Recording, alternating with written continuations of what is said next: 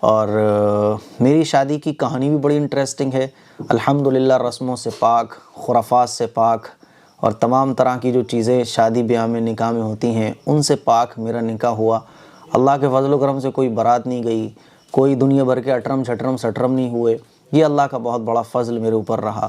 اور یہ ساری چیزیں کیسے پاسبل ہوئیں؟ کیونکہ عام طور پر ہمارے بھائیوں کے بہنوں کے ذہن میں آتا ہے کہ رسم و رواج ختم کرنا بہت مشکل ہو گیا ہے، اور واقعی میں مشکل بھی ہو گیا ہے کہ اگر آپ دیندار ہو، مان لیجئے آپ مولانا بھی ہو، تو آپ کا پورا خاندان تو مولانا نہیں ہے نا، تو رسم و رواج بہت زبردست چلتی ہیں.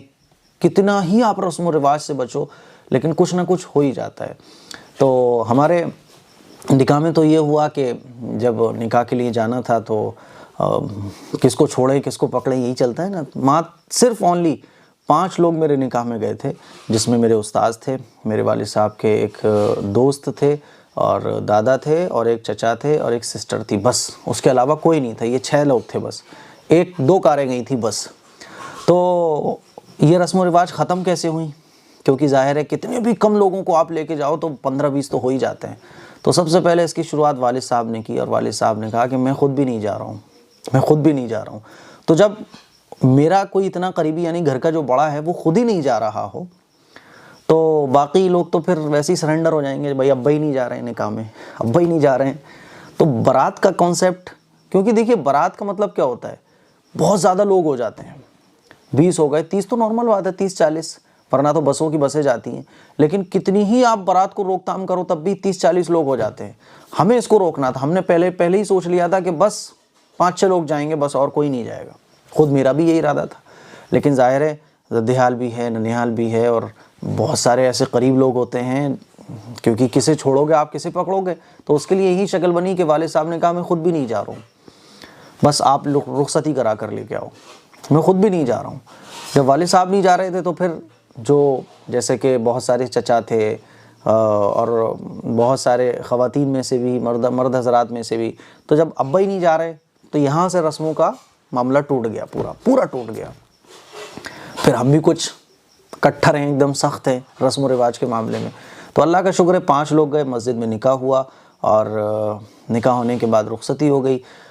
میں نے تو پہلے ہی کنڈیشن لگا دی تھی کہ بھئی دیکھو ہم نے اپنے سسرال والوں سے بول دیا تھا کہ آپ جو بھی اپنا پروگرام کر رہے ہو، لیکن ہمارا جو معاملہ ہے کھانے کا پینے کا وہ ہمارا آپ گھر کیجئے، ہم میرج ہوم نہیں جائیں گے. تو انہوں نے کہا پلیز میرج ہوم تو آئیے نہیں. میں نے کہا میرج ہوم ہم نہیں جائیں گے، کیونکہ میرج ہوم جب ہماری بارات ہی نہیں آ رہی ہے، نہ ہم میرج ہوم جانا چاہتے ہیں، ہم تو مسجد میں سادہ سودہ نکاح کرا کے رخصتی کرنا چاہتے ہیں بس. تو بہرحال انہوں نے بھی ہماری بات کو ایکسیپٹ کیا، اور گھر پہ ہی نکاح ہوا، اور خود میں نے اپنے نکاح کا رجسٹر فل کیا. اس کے بعد میرے استاذ محترم حضرت مولانا مفتی تنویر احمد صاحب نے نکاح پڑھایا مسجد میں، اور عشاء کی نماز کے بعد کھانا وانا کھا کے ہماری رخصتی ہو گئی. اللہ کا شکر ہے نہ کوئی فوٹو کلک ہوا، نہ کوئی رسم و رواج ہوئے، اور نہ کوئی دنیا بھر کے اٹرم جھٹرم سٹرم ہوئے.